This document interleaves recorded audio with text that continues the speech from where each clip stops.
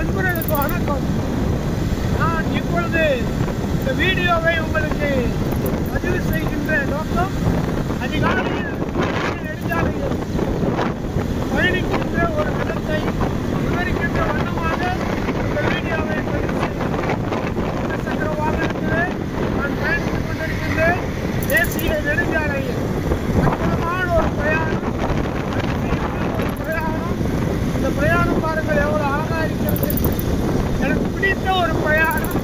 கால வேளையிலே தியானம் பண்ணிக்கொண்டு இறைவனை வணங்கிக் கொண்டு